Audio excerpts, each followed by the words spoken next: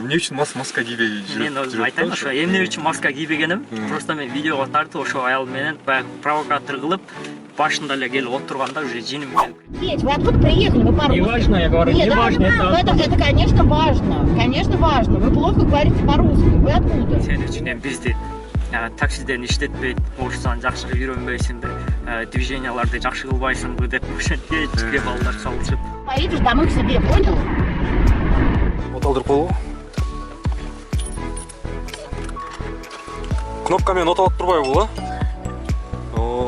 Ырчылардын машинасында эле экен бул. Кнопка менен оталып. Мындай кнопкасы бар. Мына мындай кнопкасы бар экен бунун. Плати мне 5000. Козёл. Ушунда таксиге чейин мен двордо иштегем, грузчикте иштегем, баягы стеллаж боюнча, складтар боюнча, монтажник болуп иштегем мен. Анча подработка сөйлөп И вы с акцентом разговариваете? Это в какой стране? Не важно, какой акцент я разговариваю. Блогер болоюн деп качан чечим чыгардыңыз? Ошого эмне түрткү болду? Кайсы неме убакыттан баштап блогер болуп чыктыңыз? Сейчас, блядь, поедешь жить в эту в Чукотку, откуда этот чувак?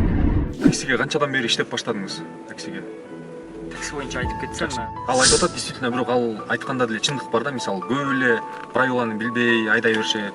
Көп эле мисалы Яндексти немени мисалы Москваны билбейт, мисалы жан келгендерчи, еще көп. Езжайте, водите своих родственников в деревне в своей и дышите на них. Пивом, не пивом. Пусть они вам там рассказывают. Чего приперлись в мой город и заражаете меня? Салам достор, кутмандуу кушак күнүңөр менен. салам урматтуу туугандар. Мен көз бир интервью алайык деп келдик, ушу эмне чакырганына баарыңа салам. Ооба, ошо өткөндө видео чыгарып коюп турду журналисттер Москва 24-кө. Ошол боюнча терең кененирээк маалыматты бардыңар көрө алгыла, биле алгыла, на самом деле кандай болгон. Потому что көп эле аябай спорный момент болуп кетти бул жердечи. Көп эле күнөөлөп атат, мисалы бул мени күнөөлөп атат, мага көп тааныштарым чалды, досторум чалды, подписчиктер сиздер чалдыңыздар, мисалы. Ошол вопрос боюнчачы, сизге да толтур адамдар чалып неметпиби? Кандай болду реакция? Мага чалды, анча-мынчалары эмне чыгарасың, кайсы ойдо чыгарасың деп айтышты. Биздин ишибиз эле блогерчилик болуп атат. Эми мен блогер деп айтпайт элем өзүм. Эми ушундан кийин уже дальше кетип атат эми. Бул эми өзү аял өзү наранынан ошондой экен. Биз азыр толук кичине болсо дагы силерге түшүндүрүп айтып беребиз толук ошол боюнча. Бардыңарга кызык болуп атса керек, кандай болгончу? Ушул видеонун аягына чейин көргүлө, анан түшүнөсүңөр да на самом деле кандай болгон. Полный ситуациянычы, потому что баягы биринчи видеону буга чейинки чыккан видеодо көрсөттүм, на самом деле кандай болгон турабы. Ошол сыяктуу эле азыр чындыкты билесиңер да. Тигилер болсо провокация кылып видеону кесип коюшуптур деп мындай Нурбай Кожоев байкеге оюңар өзгөрүлөт болуш керек. Потому что көбүңөр эле мындай көп тааныбай, билбей эле анан жанакы видеодон мындай кезилген кичинекей эле отрывок үчүн оюңарды өзгөртүп коюптурсуңар да терс жака. Вот ошол жөнүндө сүйлөшөлү, ошол жөнүндө пикир болот бүгүнкү видеодо. Ошо бүгүнкү видеонун немеси карманы мен агам болот экен, менден улуу болот экен, 89-жылкы. Бул жакта иштеген опытный таксист, комфорт плюс айдайт экен. Камри бардыңар эле билесиңер көбүңөр эле. Анан ошол баягы видео жөнүндө сөз болот. Журналист мага чалган болчу, мага чалып сүйлөшүп эметкен болчу. Интервьюга чакырганда мен келгем да, бирок байке келбей коюптур да, Нурбай байке. Мен өзүм айтсам, Нурбай Кожоев оштон болобуз, ошол мага журналист боюнча айтып кетсек, ошол видео тууралуу. Ал мага чалган, ошол видео интервью, ошол видео боюнча дагы айткан. Мен өзүм ал боюнча отказ бергенмин. Ал аял болсо башында алганыбызда биз ал заказ. Мен ошол видео боюнча короткий тартканмын, ага чейин видеодо аял уже провокатор болуп, уже чыгарып, эмне жанагындай кычык таппай, короче, мындай айтканда, акчасын төлөбөш үчүн.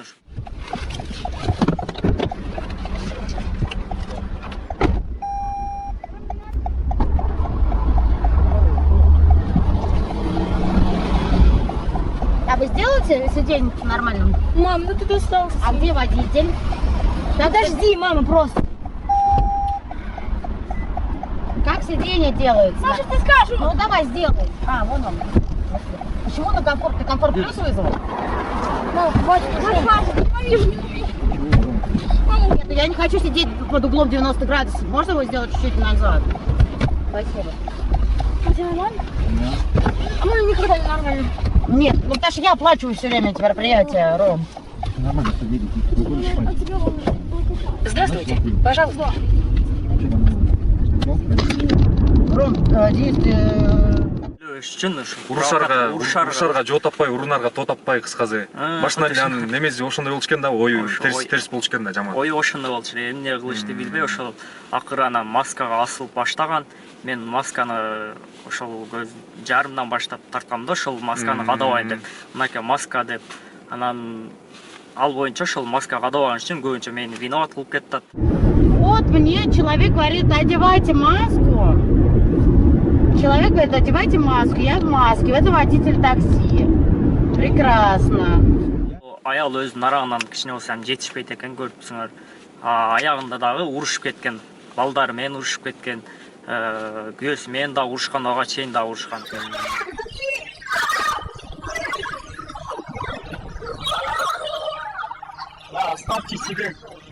Отуруп атканда дагы машинага балдар айткан, вам вечно несправедливо деп ошентип сизге недовольны вечно деп. Дайыма деп. Дайыма. Постоянно эле ошондой экен да. Постоянно ошо уже сезгемин да, башында элечи уже. Анан ойлодум.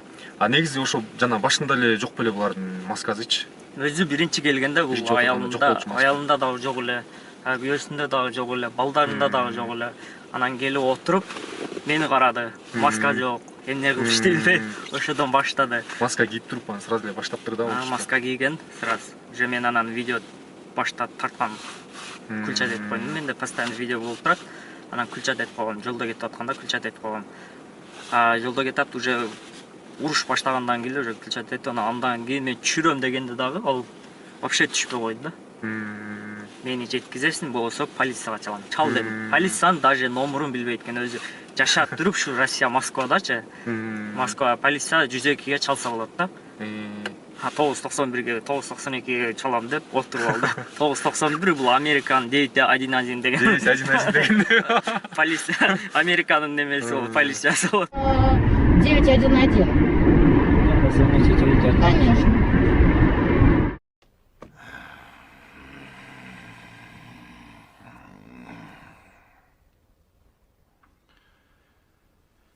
Да что ты, черт побери, такое несешь? Анан ошого бир күлгүм келди. Отуруп алып күлүп коем. Да, позвоните 911. Реально ошол боюнча күлдүм. Анан кийин уже кичине эле калды 1 километрчи, анан жеткизип койгон деп баргандан кийин дагы башталды ол жердечи. Акчасын бер десең күйөөсү аял менен берет деп туруп кычаштап баягы бири-бири менен урушуп, анан менин колумда камерамды алып түшкөн. Колумда камерамды алып түшкөндө аял урушуп, мени эмнеге урган? Ошол журналист, ошол мен основной видеолорум Москва 24-төгү Москва 24-тө видео. Мен YouTube каналымда эле өздөрү кыркып үзүндү кылып алган. Ошол аял эмнеге желкеге бир түрткөн да, мындай. Сен эмнеге маска кийбейсиң деп. Слышь, чувак, еще маму свою заражай. Что мою маму? Ты что меня заражаешь своими детьми? Слышишь? Еще маму свою заражай, слышишь? Хватит, пизду к себе. И заражай свою мать. Не дышите, его буду дышать. Да, киргизген эмес, ошол киргизгенде дагы онун минустары болот эле, ошол аялды киргизбей койгон. Өздөрүндө баягы минус болбосун деп орус аялдаргачы, ошол боюнча дагы киргизбей койгон. Еще фальшивый акча бергенде дагы ошол боюнча айтып кеткен эмес да. Бул фальшивый акча по закону болгондо статья коюп, штраф салып, ошол киргизет эле. Ал боюнча дагы айткан эмес. Ал кандай фальшивый экен? Неме жана банк приколов деген бар го, ошондой экен. Кут ошону жазылып, мен алып көргөнүмдө банк прикол деп чыккан. Кайтып мен обратно берип койдум, мен 374 рубль. Урушпайын дагы дальше. Андан короткий заказ болчу экен да, 5 километр болду. 5 километр. 13 мүнөттө келгенбиз, 347 рубль. Ашыгыбызда садага. Где-то 3 километрге барганбыз. Анан ал боюнча урушпай дальше кыла берейик деп. Өзү самом деле мындай таксиде болуп турат да. Болуп турат. Көп эле болуп турат. Мына основной экономдо ошолордо көп болуп турат. А бизде комфорт плюс бул редко да. Бул деле мен ойлоп койдум, бул экономдо жүргөн эле аял окшойт депчи. Постоянно ушундай кылып жүрөт.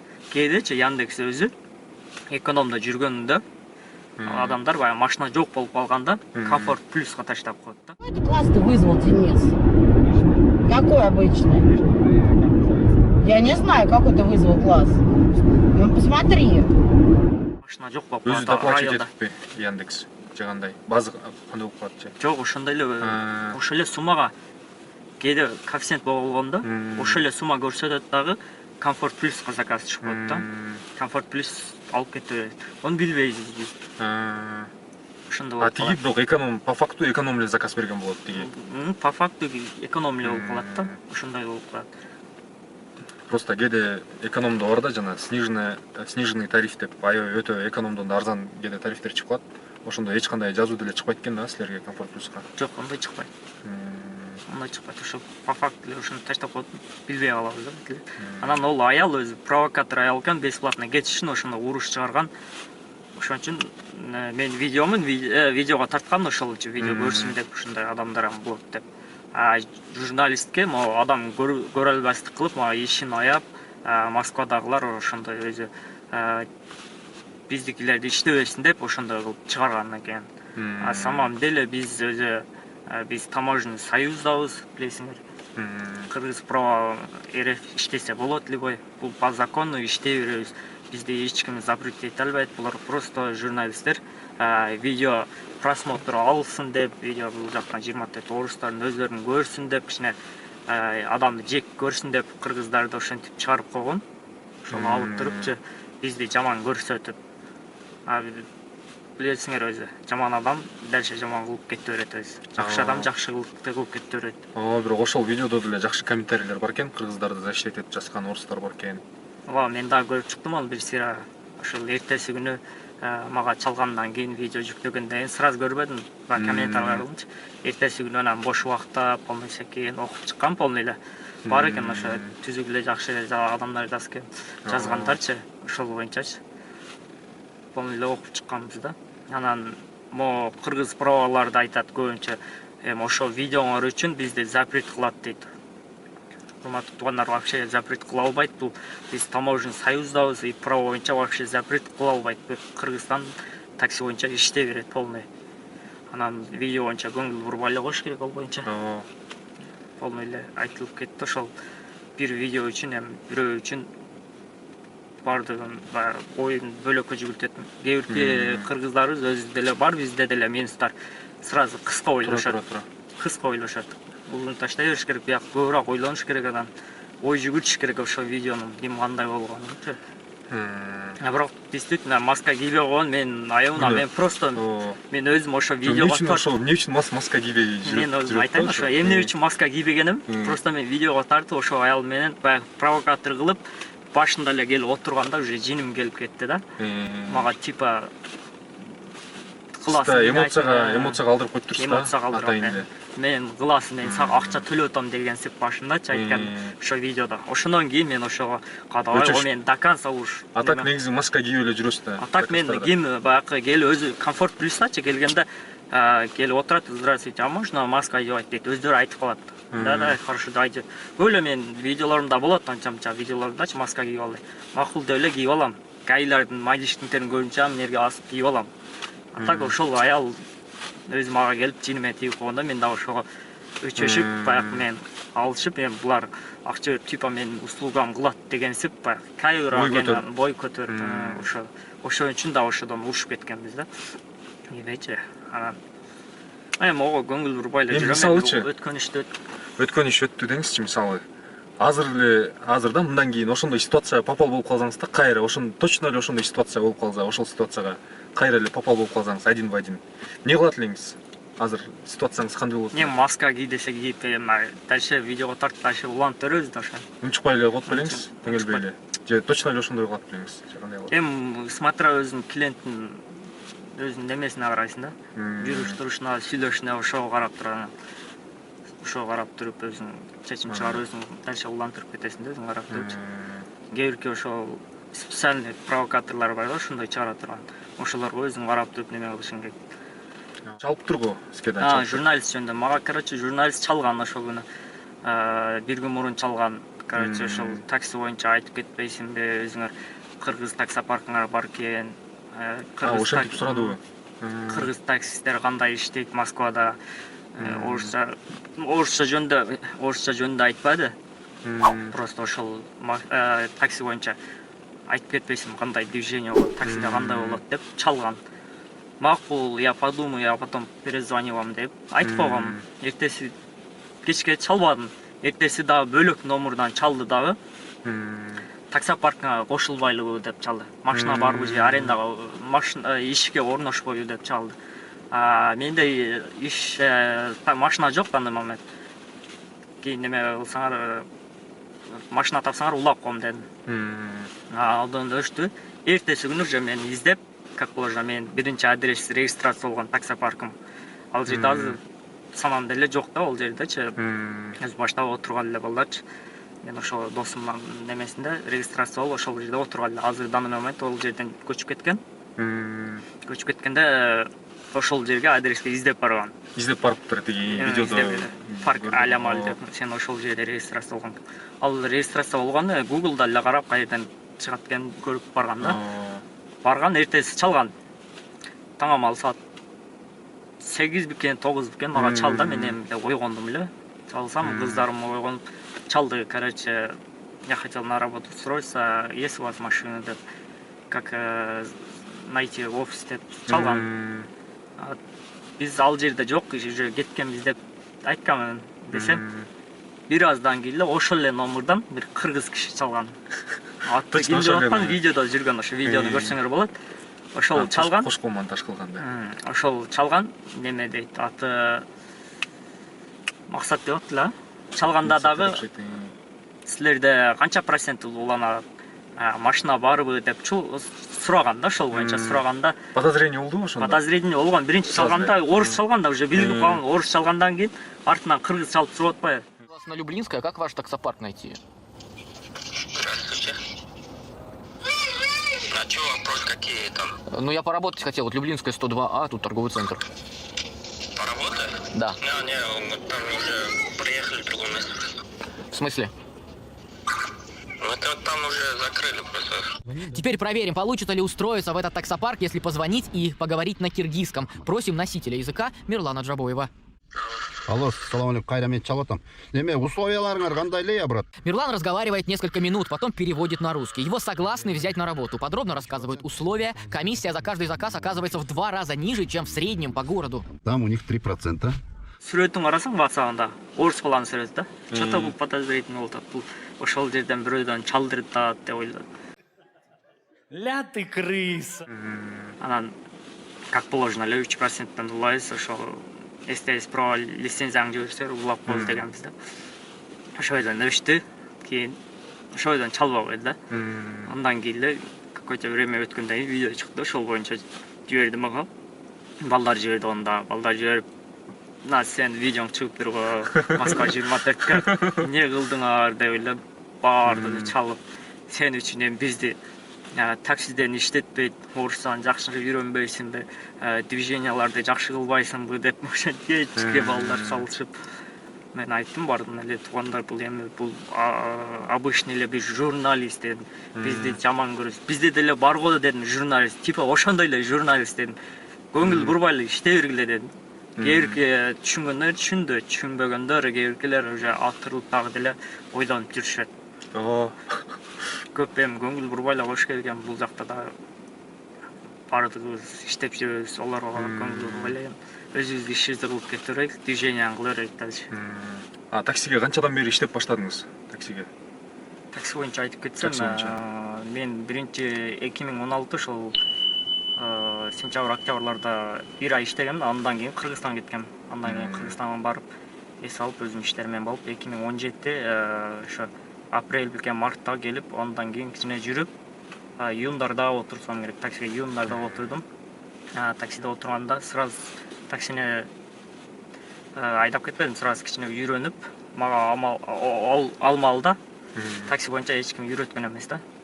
Ал боюнча эч ким айткан эмес, мындай кыласың, мындай кыласың деп. Кантип үйрөндүңүз эле? Бир жылча эки иште иштедим. Биринчисинде күндүзү курьерде, кечки мал таксиде. Машина менби курьерде же жөөбү? Курьерди машинаны апарат элем ишканага. Курьердин. Ошол заказ кайерде болсо, ошо линия мен кайсы точкага койсо, ошол жерге апарат элем машинам. Ошол жерге токтотот элем, как положено. Ошол жерден пешком эле да, өзүчү жакын бир эле райондо эле да, жакын эле. Ошол жерге апарып токтотуп, күндүзү курьерде иштейт элем. Анан 7, 8, 9да ар кандай эле времямчы. Ошондон кийин уже кечки мал таксиге чыгат элем. Түнкү саат ошол времядан 1-2ге чейин чыгат элем. Эртеси күнү саат 8-9да, как положено, курьерге ишке чыгып кетет элем. Вообще навигатор түшүнбөйт элем аны. Билбейт элем. Ошол кандай заказ алыштардан билбейт элем, айтпайт элем. Бир немеге паркка барганда мындай кыласың деп көргөзүп койгон. Көргөзгөндөн сразу баягы эсте албай каласың го баягы немелерди айткандарды. Андан кийин уже кыйналып кое бердим.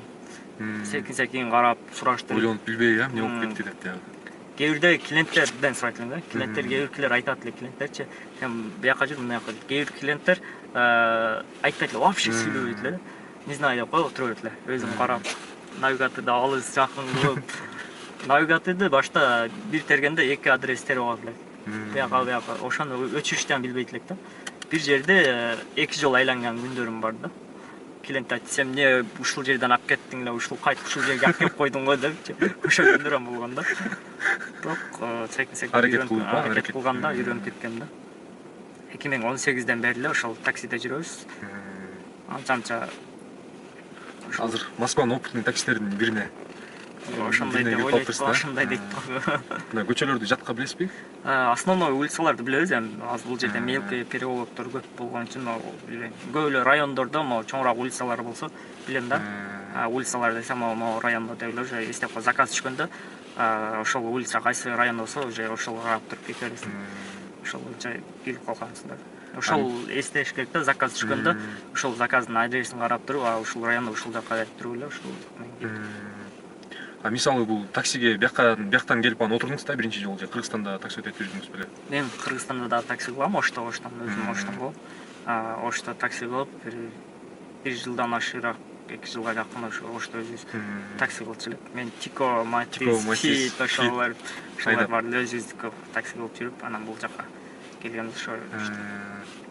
Бул жака келгенде рискале таксиге отурдуңузбу же да бөлөк жумуштарда иштедиңизби? Эмне жумушта иштедиңиз? Бөлөк жумуштарда таксиге чейин мен двордо иштегем, грузчикте иштегем, баягы стеллаж боюнча, складтар боюнча монтажник болуп иштегем мен. Анча подработка чыгат эле ошол немелер бош убактардачы. Двордо баштап ошо таксиге өтүп алдым. Такси аз основной. Двордо кандай эме жумушу оор беле же жеңил беле? Айлыгы кандай эле? Айлыгы эми 30 000, нары 25-30 ошондой жилосы бекер ошондой болду. Двордо эч канча иштебедим мен. Өзүнүн жатаканасы бекер болуп ошондой эч канча эле иштебедим, кийин чыгып кеткенбиз. 1-2 ай. 2 айдан көрө ошто 6 айга чейин иштегем. 6 ай. Бойдок кез ал кезде. 6 айдан ашыраак ошондой иштеп. Анан бойдок ошо 2017 16 аягы ошо кеткенде үйлөнүп келгем да. Жакшы, немегечи? Блогер болоюн деп качан чечим чыгардыңыз? Ошого эмне түрткү болду? Кайсы неме убакыттан баштап блогер болуп чыктыңыз YouTube'га? Мен блогерге 2018 ошол аяктары 2019 башлаткан декабрларда ошол таксиде жүргөнүбүздө ошол таксиде 2018 YouTube чукула айтылат да, YouTube көрөт элек бош убактыбыздачы. Анан орустардын блогер тарткандарын орустардан көрөт элек. Ошолорго заказ кандай, ошолорду кандай кылса болот деп.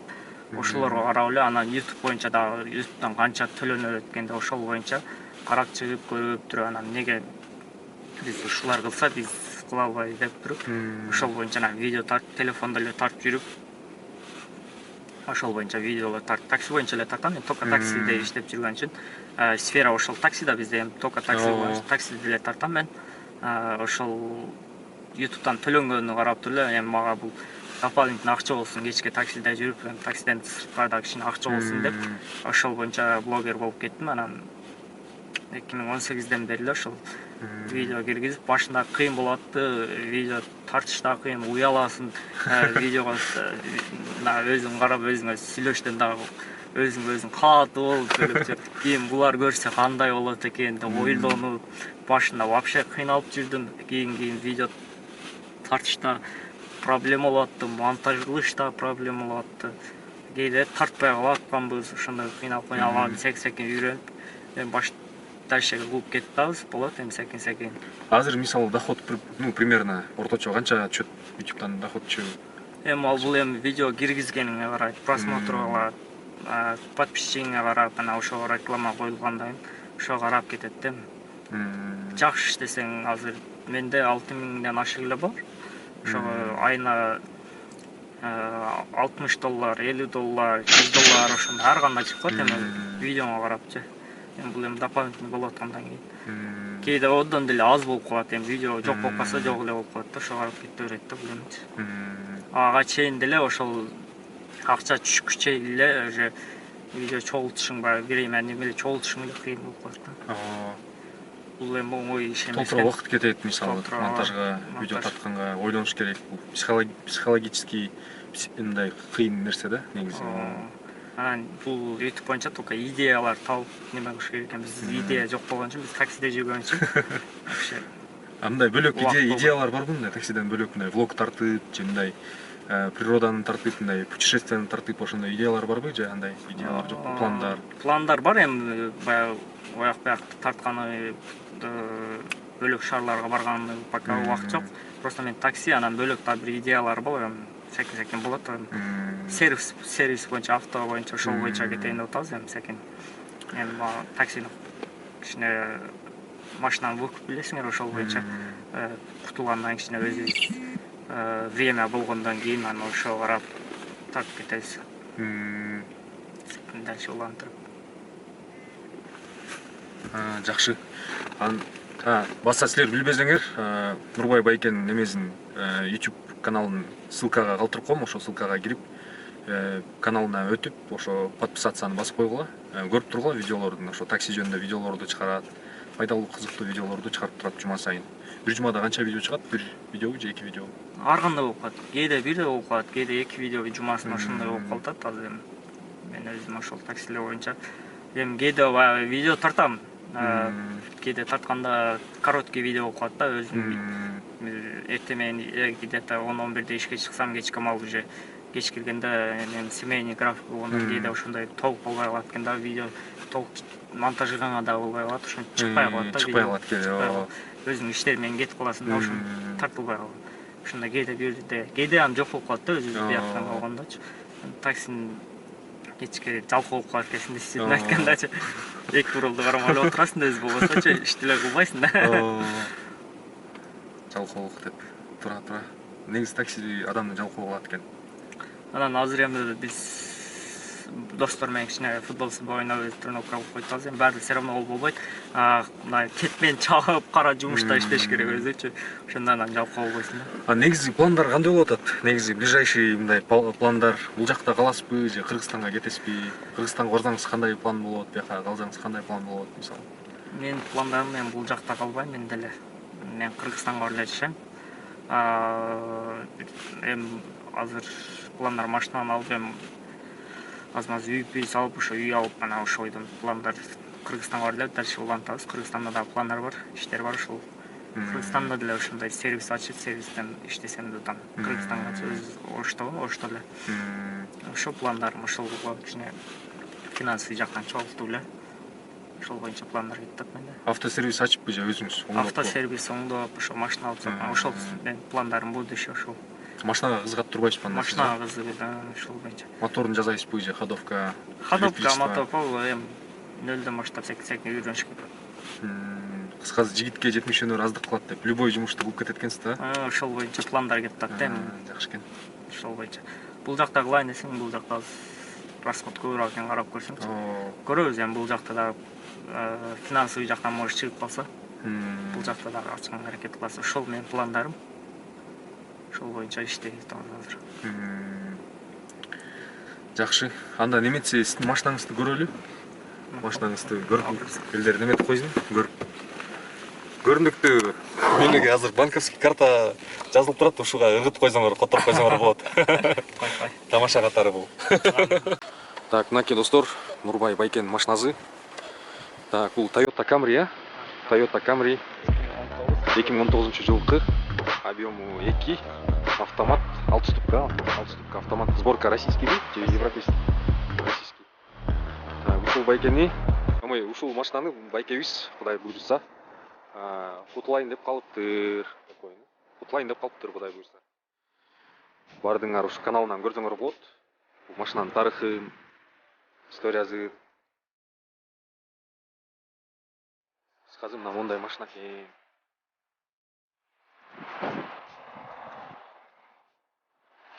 Бунун салонун көрбөйлүбү? Салону кандай болот экен? Тест-драйв да кылып коелу. Орустардай болуп. Так. Асти немесин жандырсаңыз дейт, салонун тартайын. Так, бул мына Toyota Camry. Охо. Комфорт плюс го. 3D поликтер биякта. Байкен немеси. Так, от алдырып коелу. Кнопка менен от алып турбайбы бул, а? О, ырчылардын машинасындай эле экен бул. Кнопка менен от алып. Мындай кнопкасы бар. Мына мондай кнопкасы бар экен бунун. Так, жакшы экен. Кожаный салон, ичи кенен экен. Ичи кенен чехол, оранжевый чехол экен кожаный. Жакшы. Ошондо бул комфорт плюс. Мо холд бар экен, холд. Жакшы экен. Базовый комплектация. Комплектациясы базовый. Подогрев. Биринчи комплектацияларынан. Подогрев сидений бар экен, холд бар экен, немесе ручник именно электронный ручник. Автомат типтроник экен. Типтроник. Так. Немесе неме экен, монитор жок экен, простой экен монитор. Базовый деген ушундай болуп турбайбы? Жакшы, мультируль. Ошондо круиз жокпу буда? Круиз жок экен, Так, жакшы, бирок негизги керектүү нерселер бар экен биякта. Так, мына 4 стеклоподъемниги тең неме. Конечно, бул немен базовый комплектациясы деле берки немен жакшы комплектациясында экен да. Неменчи? Берки Риолордун жакшы орто комплектациялары ушундай болот го. Ушундай экен да. Моторун көрөлү да бунун. Капот каяктан ачат? Ачтым окшойт.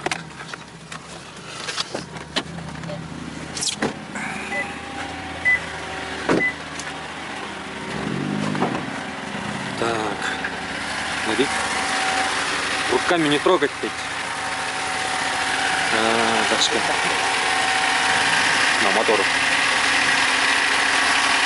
Миллионник-то был мотор, а? Пробег канча болуп калды бунун? Пробег 156. 156. Мен алганда пробег 37 эле салганда.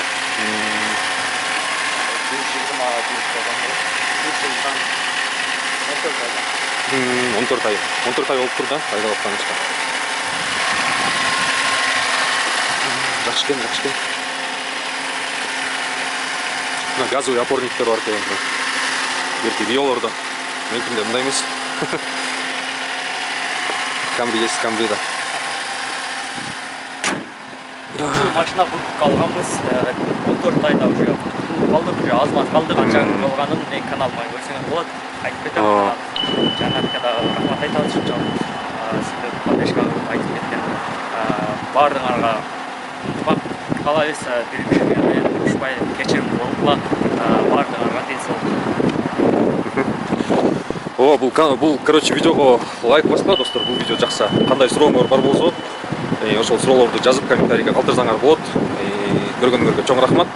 Эмки видеолордон көрүшкөнчө жакшы тургула. Мо ссылкаларды кирип, мо жактан подсказкадан видеолорду көрсөңөр болот. Аны описанияга кирсеңер, ушул жакта ссылкалардан Нурбай Байкенин каналына подписка кылууга, да мен да бөлөк видеолорумду да көрсөңөр болот. Кыскасы көрүшөбүз эмки видеолордо.